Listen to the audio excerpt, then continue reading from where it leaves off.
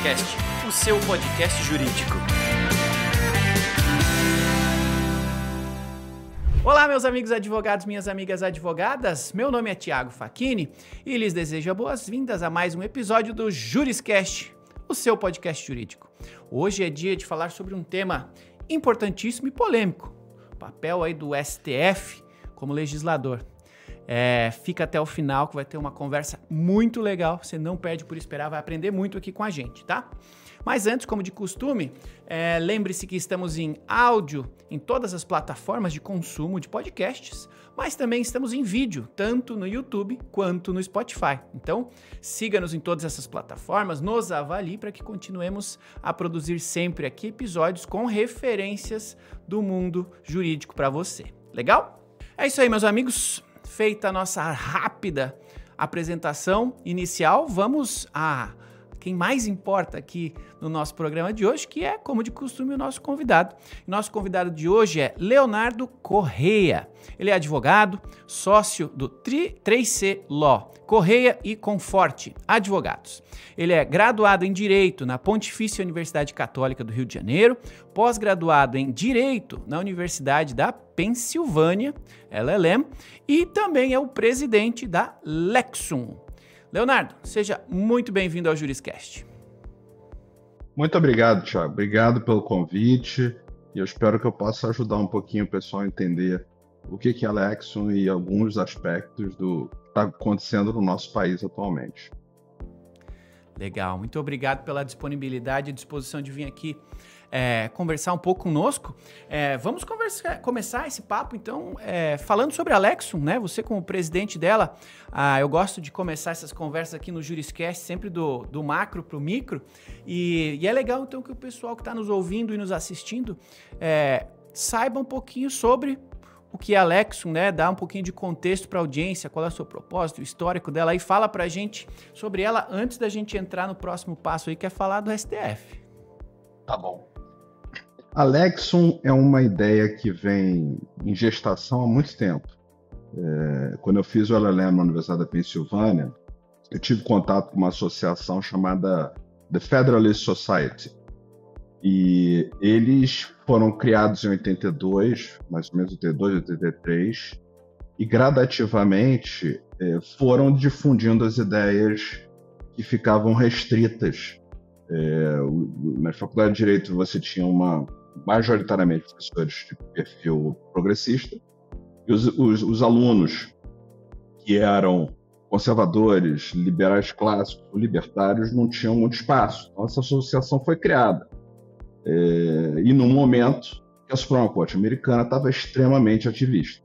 A gente teve o Roe vs. Wade, que é o caso do aborto, que vai todo mundo reclamar da situação, mas é uma questão meramente técnica, que a Corte achou um direito que não estava no texto constitucional e aboliu o direito de cada um dos estados legislar sobre a questão, de modo a representar o que os cidadãos de cada estado queriam com relação ao ponto. A Corte tomou essa decisão, assim como outras decisões que também foram entendidas por ativistas, e essa associação foi criada e gradativamente foi se endereçando uma tese constitucional mais restritiva para os juízes. Essa tese eles chamam até hoje de originalismo, que seria você interpretar a Constituição de acordo com seus termos e com o significado que as palavras tinham na época que a Constituição foi criada. Significado, eu não estou dizendo a vontade do legislador, o significado público. O que o cidadão entendia por aquelas palavras quando a Constituição foi criada. E por que isso? Se você já lidou com alguns dos libertários, eles sempre reclamam que nunca assinaram pacto social nenhum, nunca assinaram nenhum termo sobre a Constituição. E, de certa forma, eles até estão certos. A gente simplesmente nasceu no país. Se esse pacto ele tem alguma razão de ser e ele precisa preservar sentidos que foram criados lá atrás. A Constituição é um instrumento que regula aqueles que nos governam. Então, se é para regular aqueles que nos governam, não é possível permitir que um juiz interprete a Constituição do jeito que ele acha que ela deveria ser. Então, tem 3 princípios fundamentais que tinham desde na Federalist Society, existem na Lexon também, que são o seguinte: o Estado foi feito para preservar a liberdade. A separação de poderes é essencial para a Constituição. E a função do juiz é dizer o que a lei é, não o que ela deveria ser. Então, a Lexon, lá em 2007, 2008, eu pensei na possibilidade, mas eu era muito jovem, não tinha companheiros de jornada, demorou um pouco, né? Talvez muito, mas agora, nesse momento, a gente tem companheiros de jornada, pessoas que se empolgaram com o nosso projeto, sabendo que a gente não tem uma possibilidade de reverter tudo em 24 horas. Basta a gente pensar no paralelo lá da Federalist Society nos Estados Unidos, que foi só reverter esses julgados mais conservadores 40 anos depois. Um trabalho de formiguinha, gradativo, mas que alguém precisa fazer. Eu particularmente, a minha opção pelo LLM lá nos Estados Unidos foi porque eu comecei a estudar, em princípio, para fazer um mestrado no Brasil, na UERJ, no Rio de Janeiro. E era a tese do direito civil constitucional. Eu comecei a ler o material inteiro, eu falei, eu não concordo com nada do que está escrito aqui, eu acho que tem que aplicar o texto da lei. Se a gente começa a deturpar o texto da lei, a gente perde segurança jurídica e perde elementos democráticos. Né? O juiz não está ali para fazer política pública, o juiz está numa posição para aplicar a lei, né? Aplicar o texto que o legislador aprovou. Se o texto é ruim, paciência, o cidadão tem que aprender a votar e votar em pessoas melhores que farão textos melhores.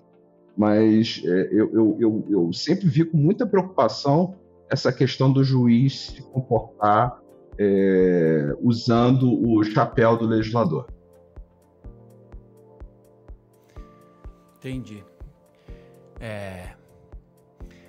Muito legal esse panorama que você deu, esse contexto, e seja para o bem, seja para o mal, mas a Lexon chegou num momento importante para a gente falar sobre o papel do legislador, o papel do juiz, e inevitavelmente, como na minha visão, o STF tem trazido para si um protagonismo, na minha visão, impróprio, não necessário, não ideal, mas eles têm trazido para si um protagonismo. Então, assim, é normal que nós falemos deles, que nós questionemos a sua posição, e esse é o papel de legislador, o legislador negativo. Na sua visão, agora, com a Lexon e como brasileiro também, né? Como é que você está sentindo, está vendo este momento que a gente vive hoje, onde fala-se muito sobre o Superior Tribunal Federal, onde se vê as presenças dos ministros? A gente vive um momento único, se já aconteceu, não aconteceu, né? Por que é importante a gente falar sobre isso aqui? Eu concordo com você. Eu acho que a gente está vendo uma Suprema Corte se comportando de uma forma muito ativa. No meu modo de ver e no modo de ver das pessoas que estão fundando a Lexon, isso não é uma coisa positiva. Ela pode parecer, num primeiro momento, para algumas pessoas que são beneficiadas pelas decisões, mas a médio e longo prazo eu acho que a gente acaba gerando uma democracia disfuncional, porque o legislador tem o mandato da população para fazer lei e cabe ao juiz julgar essa lei. E, aliás, voltando àquele ponto inicial, né, do contrato social, se nós não assinamos um contrato social, os juízes, quando tomaram posse, juraram cumprir o texto da lei. Então, eles têm um papel, assim, uma responsabilidade maior do que qualquer cidadão, porque, de fato, eles juraram cumprir esse texto. Eles não podem jurar cumprir o texto constitucional como eles acham que deveria ter sido o texto constitucional. Então, eu acho que é um momento importante para o país, é um momento que é necessário ter uma atividade da sociedade civil, A Lexon, ela foi criada por advogados e não advogados, porque nós achamos que a sociedade civil precisa participar, ela precisa... Ela é o destinatário final do que está acontecendo, né? A sociedade civil sofre as consequências do que ocorre juridicamente no país. Então, é muito importante ter pessoas da sociedade civil também. A maioria é advogado, obviamente, mas a gente tem quase um 80-20, 80% advogados e 20% pessoas da sociedade civil, que também nos trazem a percepção e os sentimentos delas com relação ao que está acontecendo no país.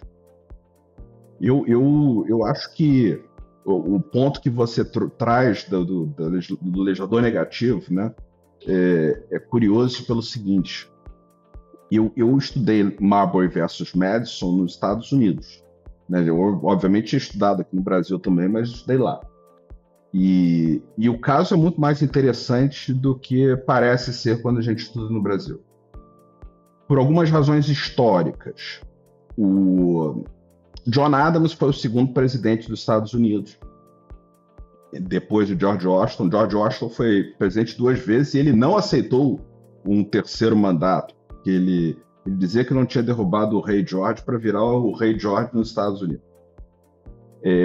John Adams assume como presidente logo em seguida e ele passou por situações muito difíceis. Aliás, foi curioso, entrando já num parêntese da questão ativa do STF, o ministro Toffoli, no voto dele sobre o Marco Civil, comentou que o entendimento da liberdade de expressão é sui generis nos Estados Unidos, desde sempre. E não foi bem assim, né? Tem o Alien Sedition Act, que foi feito pelo John Adams para proibir as pessoas de criticarem o governo dele. Ele se sentia muito incomodado. O filho dele, que foi o primeiro filho que foi presidente posteriormente, John Quincy Adams, inclusive dizem em obras posteriores que foi um ato horroroso do pai, que na verdade só piorou, só fez as pessoas criticarem mais, né? Então, se ele tivesse deixado as pessoas falarem, talvez tivesse sido melhor. Mas ele, nessa paranoia toda que ele tinha no momento, estava muito preocupado com o Thomas Jefferson assumir a presidência. Thomas Jefferson foi embaixador americano na França, ajudou a Revolução Francesa, redigiu parte da Declaração de Direitos Humanos com o Marquês de Lafayette, e John Adams acreditava que ia ser um banho de sangue. Então, no final do mandato, no apagar das luzes, ele nomeou uma penca de juízes de paz, que seriam atualmente os juízes federais americanos, que seria uma forma dele segurar os ímpetos revolucionários que ele achava de Thomas Jefferson. Indicou também o Chief Justice, que tinha acabado de vagar, John Marshall, para ser o Chief Justice da Suprema Corte. Né? Lá, o Chief Justice é eternamente o Chief Justice. Ele entrou naquela posição e vai ficar até o final. E Marbury recebeu a comenda de juiz de paz atrasado. Entrou com uma ação judicial. O processo chegou até a Suprema Corte. Quando chegou na Suprema Corte, a informação que a gente aprende lá da história nos Estados Unidos é que o Thomas Jefferson mandou um recado para o John Adams. Falou o seguinte: se você mandar eu integrá-lo como juiz de paz, eu não vou cumprir a decisão da Corte. Então, teria esvaziado a Suprema Corte, acabado com ela. E, nesse momento, o John Marshall, um cara muito habilidoso, criou o Judicial Review, que nós usamos, que é a questão negativa da Corte, né? Ela dizer que uma lei é inconstitucional. E ele faz isso iniciando o voto com uma crítica mordaz ao Thomas Jefferson, dizendo que ele deveria sim ter aceito, mas que o remédio utilizado por ele foi baseado numa lei que era inconstitucional. Então, o Thomas Jefferson, ele ganhou, mas não levou, porque, na verdade, a Corte ganhou um poder a mais, que é exatamente esse poder de dizer que uma determinada lei é inconstitucional. Mas eu acho que se limita a isso, a dizer que a lei é inconstitucional, ou um outro aspecto que é, eu diria, mais interessante. Você pode ter uma Constituição democrática, ou democrata, pura e simplesmente, ou uma Constituição republicana. O que é uma Constituição democrata? Uma Constituição democrata é a Constituição que a maioria vai sempre deliberar. Sempre a maioria vai votar e vai determinar alguma coisa. O que acontece com as minorias numa Constituição democrática? Elas não têm o que fazer. Correto? Se você tem o voto da maioria lá deliberando sobre alguma questão, a minoria não tem o que fazer. Então, tem um caminho que é defendido pelo professor Randy Barnett, da Universidade de Georgetown, que ele diz o seguinte: existe um momento em que é permitido o que ele chama de judicial engagement, que seria uma atividade mais proativa por parte dos magistrados, que seria se houver o problema do abuso da maioria, que o James Madison já falava num dos Federalist Papers, eu não lembro de qual deles, só me engano é 10, sobre o problema da facção, o problema desses grupos que tomam o poder e aí oprimem a minoria. Só que qual é o posicionamento do professor Barnett com relação a isso? A posição dele é que se houver violação aos direitos naturais, e aí tem uma discussão enorme filosófica entre positivistas e justnaturalistas. Eu não sou um justnaturalista total, mas eu acho que esse pensamento dele faz total sentido.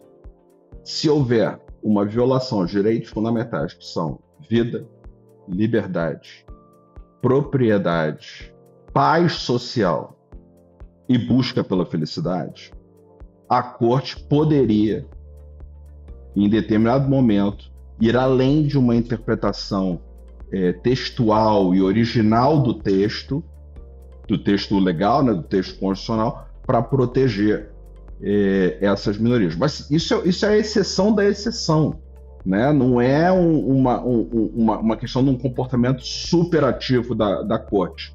E tem 5 itens que tem que estar presente, tem que ser analisados numa situação dessa. Então é diferente de muitas vezes que a gente vê aqui da dignidade da pessoa humana e a tal da ponderação de princípios, que para mim fica muito vago e difícil de dizer o que é o que naquela circunstância. Na teoria do professor Barnett, a questão fica, para mim, muito mais razoável, né? E totalmente alinhado com o que nós, por exemplo, na Lexon defendemos. O Estado é feito para preservar a liberdade. Isso está, inclusive, na Declaração de Independência Americana, que eu acho curioso, assim, as pessoas não vão a ela, né? Mas ela não é um documento que constitui direitos. A Declaração reconhece que o ser humano tem alguns direitos fundamentais e que cabe a eles criar Estado para proteger esses direitos. Então, essa linha de pensamento eu acho razoável, eu não vejo problema. Eu acho que dá para conciliar. A gente, até a Lexon está fazendo uma tentativa acadêmica, um exercício mais profundo para conciliar a questão dos direitos naturais com o positivismo.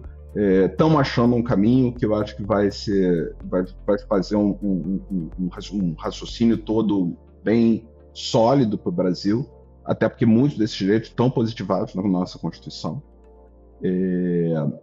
Mas eu acho que é por aí. E o que a gente está vendo no Brasil é muito além disso.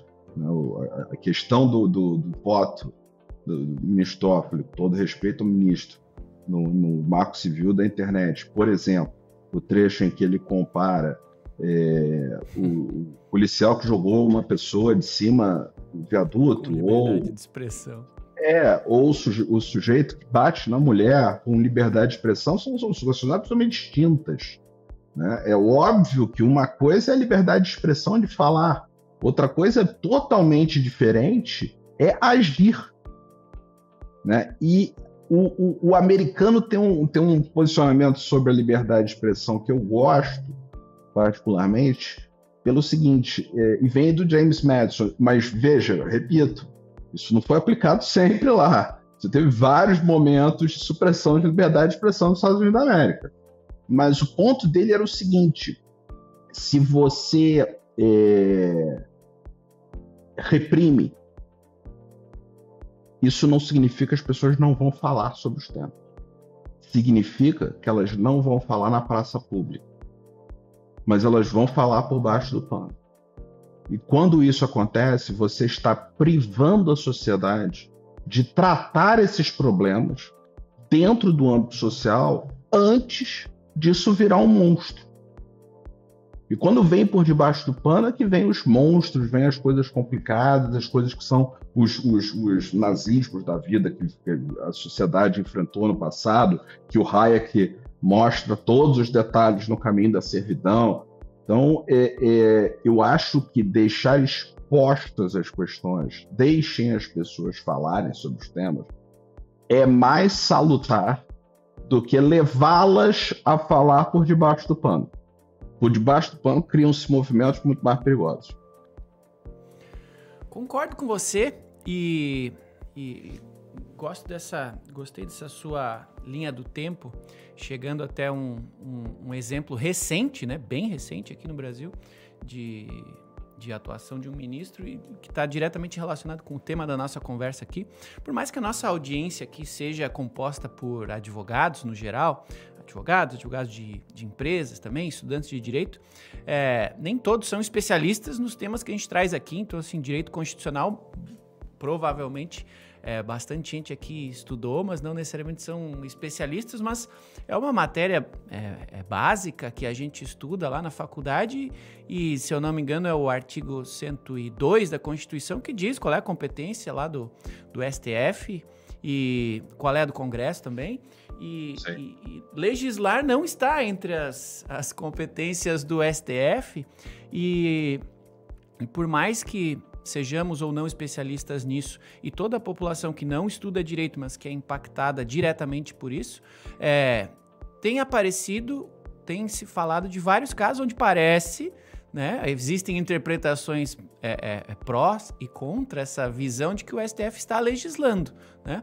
Então, acho que seria legal também se você puder citar uns casos para que a audiência aqui conheça ou relembre. Poxa, onde são esses exemplos desse desvio aí de rumo, se dá para chamar dessa forma, se esse desvio de competência que recentemente nos levou a falar sobre esse tema, né? Porque aconteceu esse aí do Marco Civil da Internet, que ainda está em votação, né? É o mais recente, mas tiveram outros, né?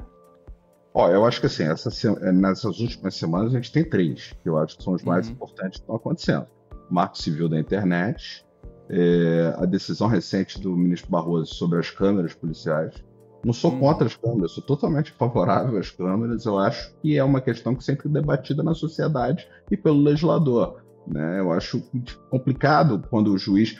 Aliás, uma coisa que eu acho super interessante de falar aqui, o Justice Antonin Scalia, da Suprema Corte Americana, ele costumava, nesses embates, falar uma coisa que eu acho bem salutar. Quem somos nós?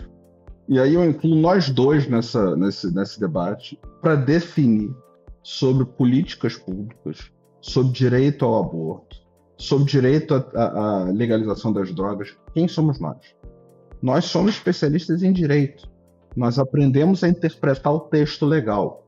Agora, nós não somos melhor do que o cidadão comum para tomar uma decisão sobre esse tipo de questão.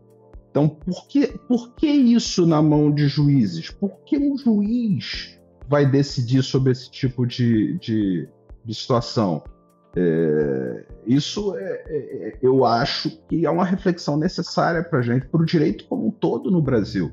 Para os professores que estão nas faculdades, né, para os magistrados, para os advogados, para todos, para a sociedade como um todo, olhar e falar, será que de fato faz sentido que advogados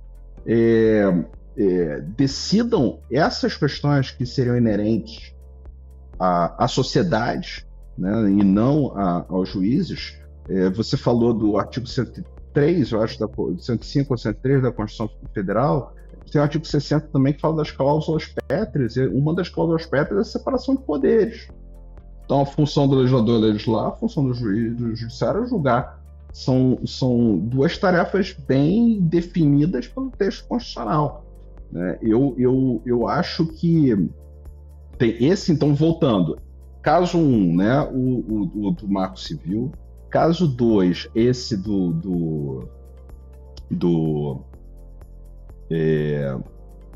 das câmeras policiais. E tem o caso 3, que ainda não está julgado, mas está numa situação muito delicada, que é a questão da imunidade parlamentar. A discussão lá sobre sobre o Marcelo Van Hatten. Assim, o texto da Constituição é quaisquer, e sobre o aspecto civil e criminal. E o ministro Lewandowski, na reunião, disse que esse direito era o direito de falar de forma cortês. Mas veja, para que eu preciso de uma imunidade parlamentar se é para falar de forma cortês? Se é para falar de forma cortês, a gente não precisa da imunidade parlamentar. Ela deve existir e precisa existir para que justamente sejam faladas coisas que incomodam os outros, que incomodam o poder, que incomodam o Estado, que incomodam determinados agentes do Estado, né, como um todo. Então, isso é um instrumento da democracia. É um instrumento para que o povo, pelo seu representante eleito, possa manifestar sua discordância em determinadas situações. Então, a gente não pode... Isso está tudo interligado, né? O texto da Constituição, para qualquer cidadão normal, é claríssimo. Eu acho até difícil, mais difícil, explicar o que está acontecendo para um cidadão não advogado do que para um advogado. Porque o advogado, bem ou mal, acabou sendo treinado nas faculdades e durante muito tempo, foi influenciado por questões principiológicas, pelo neoconstitucionalismo e outras correntes. Então, ele tende a ver isso de uma forma menos perplexa. O cidadão comum, quando lê o texto, ele fica absolutamente perplexo. Então, e o direito precisa dar uma satisfação para o cidadão comum. Se a gente quer paz social, a gente precisa que o cidadão entenda que aquelas leis e aquelas regras vão ser aplicadas, que ele está protegido pelos termos e expressões utilizados na Constituição Federal e que isso será respeitado como o contrato social, o pacto social que foi feito. Ele aceitou, ok, eu vou viver debaixo de um Estado porque isso, em princípio, será melhor para mim do que eu ir para uma ilha deserta e viver como Robinson Crusoe. Mas, para eu viver nesse Estado, eu preciso ter regras que eu saiba o que eu posso ou não fazer. E o que eu acho que a gente está chegando é numa situação do país em que o cidadão já não tem mais como saber o que ele pode ou não fazer. Né? O empresário não sabe que decisão que ele pode ou não tomar de negócio. Qualquer decisão pode ser questionada pelos aspectos mais variáveis e fluidos possíveis. E o cidadão comum também não sabe. Né? E a gente também passou por uma situação complicada do próprio devido processo legal no país. Né? O devido processo legal é o fundamento maior de qualquer Estado liberal. Né? Você precisa ter o respeito às regras mínimas de modo a garantir a todos que eles serão tratados de forma da forma que está previsto na lei. Senão, fica uma situação muito, muito ruim. Diga. Não, eu tava aqui ouvindo e fazendo meus pensamentos e concordando com você. Essa insegurança jurídica afeta a todos e tem a ver com o que eu ia perguntar em seguida, né? Você trouxe um contexto lá dos Estados Unidos onde você falou, poxa, lá eles já tiveram essa discussão, já teve um momento de maior e menor restrição, né, à liberdade de expressão. E de alguns professores já ouvi essa analogia de que o direito e a aplicação ou não, né, dos dispositivos legais, a política, como toda passa, é um pêndulo, né? É parte da beleza da democracia, esse pêndulo. Uma hora tá mais para lá, uma hora tá mais para cá, e essa transição é benéfica, né? Permitindo que todos tenham vez, voz e possibilidade de trazer a efetiva mudança ao invés de uma perpétua manutenção de padrões. Eu ia lhe perguntar se, você acha que em algum momento a gente passa uma linha sem volta nessa nossa visão de futuro sobre, chegamos num momento perigoso para a segurança jurídica, para a liberdade de expressão, tem jeito ainda? E qual é o papel da gente nisso tudo? Como é que você vê que está hoje um futuro próximo para a gente que lida com isso todos os dias, né? O futuro próximo é mais complicado, mas eu sou um otimista, Thiago. Eu acho que é possível a gente voltar. Eu não sei, eu estou fazendo 50 anos, então eu estudei direito lá atrás, antes desses movimentos todos. E a gente interpretava o texto da lei. Eu me lembro de professores lendo os textos da lei, interpretando com a gente em sala de aula. Eu acho que isso se perdeu e isso está precisando retomar. Vai ser gradativo, não vai ser uma coisa imediata, mas eu acho que a sociedade está percebendo isso. E quando a sociedade percebe, você começa a gerar os impulsionamentos para a mudança. Eu acho que a gente está num momento bom para o país, não no sentido da situação jurídica, mas num momento bom para essa reflexão e para começar a tentar ver como a gente pode mudar um pouco de rumo, né? Eu lembro, você estava fazendo essa pergunta é engraçada, porque tem uma entrevista muito antiga do Milton Friedman, que o entrevistador, no final da entrevista, pergunta a ele: e se a gente está indo para o caminho da servidão, tem salvação? E o Milton fala: tem a vontade do povo americano de mudar e de viver de uma forma livre e de fazer as coisas acontecerem. E eu acho que é um pouco parecido esse ponto. O ponto do brasileiro agora está começando a olhar e falar: olha, isso que está acontecendo não é algo que eu acho que vai funcionar positivamente para a sociedade, para os filhos, para os netos e bisnetos que virão a posteriori. Então, o momento é bom para reflexão. Tudo tem que ser feito com muito cuidado, com muita atenção. Não é no embate violento que alguma coisa vai ser resolvida. Vai ser na persuasão, vai ser na explicação de que seguir o texto parece ser uma coisa antiquada, mas é a coisa mais moderna que deve ser feita e talvez a mais revolucionária dos tempos atuais do direito brasileiro. Então, eu sou otimista nisso. Eu acho que a gente está indo por um caminho que pode retomar a ordem jurídica de uma forma que o cidadão consiga se sentir mais seguro no nosso país. Legal. Também vejo com bons olhos esse momento do ponto de vista de falarmos sobre coisas que nós, enquanto brasileiros, não estava no nosso raio de visão, né? Então, como eu estou relacionado aqui com a área jurídica, com o mundo do direito, eu tenho muitos colegas que não são advogados, mas que veem uma menção a algum tipo de notícia como essas que a gente comentou, ou até outras, e eles estão mais abertos ou mais interessados em saber sobre, em discutir sobre, em entender o que está acontecendo. Em algum nível, isso também é bom, que a gente, entre mais pessoas, entre mais cidadãos, a gente tenha um aculturamento a respeito desse cenário que impacta a todos, né? Então, também prefiro me ver como um otimista que tem algo bom sempre em cada situação, né? Eu acho que o que está acontecendo assim no Brasil, se a gente for olhar um pouco mais do ponto de vista histórico, o Raimundo Faoro definiu muito bem o país nos donos do poder, né?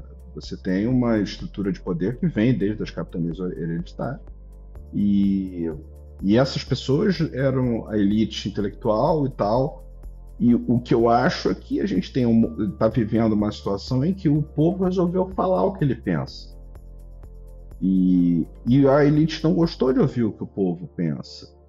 E ao invés de ouvir o que o povo pensa e tentar dialogar com o povo, que eu acho que é o caminho democrático e republicano, a opção tem sido por evitar que as pessoas tenham o direito de apresentar suas opiniões. Podem ser as opiniões mais idiotas, podem ser as opiniões mais abomináveis, podem ser opiniões que não fazem o menor sentido, mas elas precisam ser endereçadas, as pessoas têm que ter a resposta dos órgãos públicos todos no sentido de diálogo, né? A falta de diálogo, para mim, aumenta o conflito, né? E a gente precisa resolver o conflito do país. Para resolver o conflito do país, a gente precisa sentar na mesa com as pessoas, conversar com elas, tentar persuadi-las das nossas ideias, ouvi-las, eventualmente ser persuadido por elas de alguns pontos, né, para a gente poder seguir como uma sociedade saudável. Legal, legal.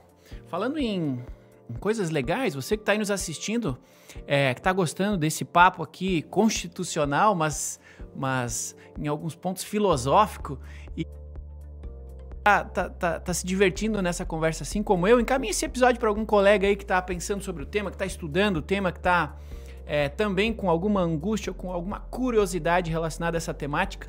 Com certeza todos nós temos algo a aprender aqui em todos os episódios do Juriscast, nesse aqui também. E quando a gente traz um especialista, como é o caso de hoje aqui, a gente está compartilhando uma opinião, um conhecimento, para que a gente multiplique, né, esse conhecimento e torne o nosso ecossistema jurídico cada vez mais próspero para todos que nele vivem ou dele dependem. Então compartilhe e leve essa mensagem aqui adiante. Com certeza tem bastante gente querendo entrar nessa discussão, né, falar, ser ouvido, e aqui a gente está começando um pedaço dessa discussão, tá bom? Léo, o tempo é escasso e o tempo do episódio aqui do Juriscast não dá pra gente continuar falando tanto quanto gostaríamos sobre esse tema que é quase infinito e cativante pra caramba. Então fala pra gente aqui, a gente falou sobre a Lexon, falou desse posicionamento, dessa intenção, desse objetivo. Fala pra gente quem gostou dessa conversa aqui, gostou do que ouviu, se interessou e quer estudar um pouquinho mais, quer conversar mais, quer entender um pouquinho mais sobre isso aqui. Como é que acha a Lexon, né? Como é que acha você? Qual é a melhor forma de contato das pessoas que começaram essa conversa aqui com a gente hoje, continuarem ela depois desse episódio aqui? A gente fez a nossa primeira reunião presencial da Lexon na semana passada. E há poucos dias a gente recebeu os documentos da Constituição da Sociedade devidamente registrados, né? O cartório no Brasil às vezes demora, né? Então tem essas circunstâncias. A Lexon hoje tem sua página no Twitter, no X, né? Twitter X, no Instagram, no Facebook e no LinkedIn. Além disso, tem a página onde os textos da Lexon são publicados, que fica no Substack. Basta procurar por Lexon, a gente tentou achar um nome mais fácil, mais simples possível, ao invés de chamar de Associação da Abobrinha e do coisa, virar uma sopinha de letrinha. A gente achou um nome específico que no latim significa no sentido do direito, né? E a gente usa como nosso mascote o Marco Túlio Cícero, que foi quem tentou salvar a República em Roma. Então, a ideia é essa, unir as pessoas, ter esse espaço para os advogados que são conservadores, liberais clássicos e libertários, para eles não se sentirem acanhados, poderem falar o que eles pensam entre nós, debater de forma aberta e espalhar o máximo possível essas ideias de retomar o texto, de promover a liberdade, de defender a separação de poderes, para que a gente possa ter um país melhor. Legal, muito obrigado. Leonardo Corrêa, foi uma alegria conversar com você, foi um papo motivador, né? Tem bastante coisas acontecendo nesse ambiente que nos rodeia, e ao mesmo tempo é muito legal ver alguém que está com essa visão positiva a respeito do presente, do futuro, a discussão, né, o espaço para que todos discutam, conversem, concordem, discordem. É o objetivo de todos que prezam pela liberdade. Então, muito obrigado por esse espaço, fico muito agradecido. Em nome da audiência do Juriscast, eu lhe agradeço, em meu nome eu lhe agradeço. E agradeço também a cada um de vocês que nos acompanhou até o final deste episódio aqui do Juriscast. Toda quinta tem um novo episódio, esse é o episódio 126. Você que quer aprender sobre qualquer outra temática do direito, tem um monte de material legal aqui para você, de todas as áreas do direito, então dá uma olhada aí nos demais episódios, com certeza você vai achar um tema que lhe agrade. Léo, muito obrigado pela tua disponibilidade de estar aqui conosco, tá? Conte sempre com a gente aqui. Eu que te agradeço, Thiago. Obrigado pelo espaço, obrigado pela oportunidade. Eu acho que a gente precisa divulgar as ideias, mostrar que a gente não está fazendo absolutamente nada radical e agressivo. Estamos simplesmente tentando trazer de volta o texto. Talvez seja revolucionário mesmo nos nossos tempos modernos trazer a leitura dos textos legais como uma obrigação de quem vai decidir os nossos casos. Maravilha. Muito obrigado, Leonardo Corrêa. Muito obrigado a você que nos acompanhou até o final deste episódio do Juriscast. Nos vemos quinta-feira que vem no próximo episódio do Juriscast. Até lá e tchau. Você ouviu o Juriscast, produção e oferecimento ProJuris, plataforma de inteligência legal, líder no desenvolvimento de software para departamentos jurídicos e escritórios de advocacia, powered by Softplan. Conheça mais em projuris.com.br.